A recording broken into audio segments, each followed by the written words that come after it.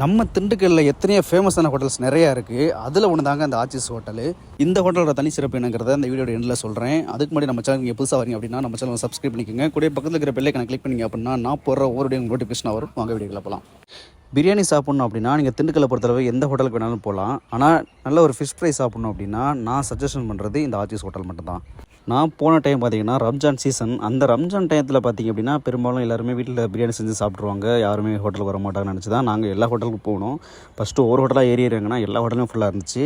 சரி, கடைசியாக நம்ம பாயிண்ட் ஆஃப் வியூவில் இருந்தது நம்மளோட ஆச்சிஸ் ஹோட்டல் தான். சரி, ஆச்சிஸ் ஹோட்டலில் போய் சாப்பிட்டு பார்ப்போமே, ரொம்ப நாள் சாப்பிட்டு அப்படின்னு சொல்லி தான் நாங்கள் ஆச்சிஸ் ஹோட்டலுக்கு போனோம். ஆச்சிஸ் ஹோட்டலில் பிரியாணி சாப்பிட வந்தவங்க யாருமே ஃபிஷ் ஃப்ரை ட்ரை பண்ணாமல் இருக்க மாட்டாங்க. ஏன்னா ஃபிஷ் ஃப்ரைக்குனாலே ஃபேமஸான ஒரு ஹோட்டல் ஆச்சிஸ் ஹோட்டல் தான். போய் உட்காந்து தான் ஆளுக்கு ஒரு மட்டன் பிரியாணி சொல்லிவிட்டு நல்லா திருப்தியாக சாப்பிட்டுட்டோம். ரெண்டாவது பார்த்திங்கன்னா அவிச்ச முட்டை கேட்டோம். அவிச்ச முட்டை கிடைக்கல, லேட் ஆகும்னு சொல்லிட்டாங்க. அதுக்கப்புறம் ஒரு ஆம்லேட் சொல்லிட்டோம். அதுக்கப்புறம் பார்த்திங்கன்னா தலைக்கறி சொன்னோம். தலைக்கறி வந்து பார்த்திங்கன்னா லெவல் கம்மி தான், குவான்டிட்டி கம்மி, ஆனால் குவாலிட்டி ரொம்ப தரமாக இருந்துச்சு. சரி, ரைட்டாக ஓகே. அதுக்கப்புறம் வேறு ஏதாவது சொல்லுவேன், சரி சாப்பிட்டுட்டு முடிச்சுட்டு சொல்லலாமேட்டு வெயிட் பண்ணிவிட்டு மட்டன் பிரியாணி நல்லா திருப்தியாக சாப்பிட்டோம்.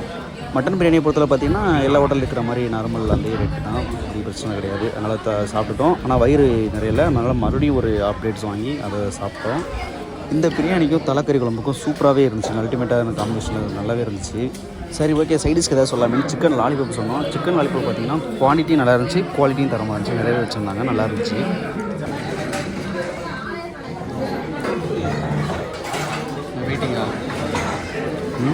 வெயிட்டிங்கா இன்னும் வெயிட்டிங் இல்லை, வெயிட்டிங்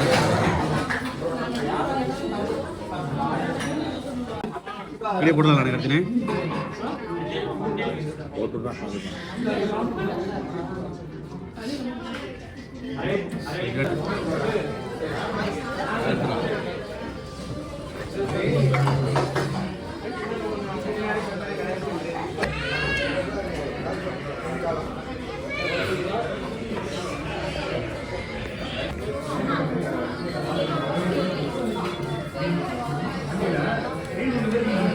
இந்த ஹோட்டலில் பொறுத்தளவு பார்த்திங்க அப்படின்னா ஒரு 15 நிமிஷம் வெயிட் பண்ண சொல்லுவாங்க. 15 நிமிஷம் வெயிட் பண்ண அப்படின்னா நம்ம என்ன ஆர்டர் சூஸ் பண்ணியிருக்கோமோ அதை வந்து ப்ரிப்பேர் பண்ணி நீட்டாக தந்துடுவாங்க.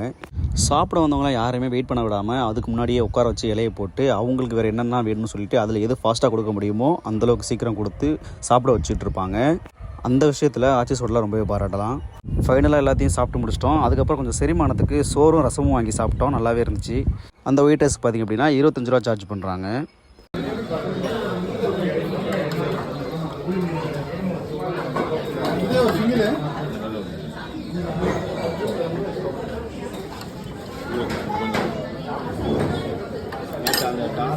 எங்கே இருக்குது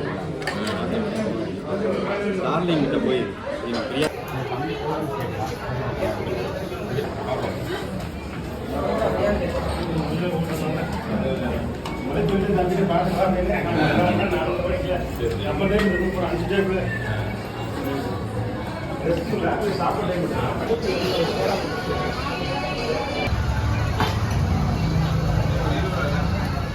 இந்த ஹோட்டலோட தனிச்சிறப்பு என்னென்னு கடைசியாக சொல்கிறேன்னு சொல்லியிருந்தேன். அது என்னென்னா, இந்த ஹோட்டலுக்கு நீங்கள் காலையில், மதியம், ஈவினிங், நைட்டுன்னு எந்த டைம் போய் கேட்டாலும் பிரியாணி இல்லைன்னு சொல்ல மாட்டாங்க. அதாங்க இந்த ஹோட்டலோட தனிச்சிறப்பு.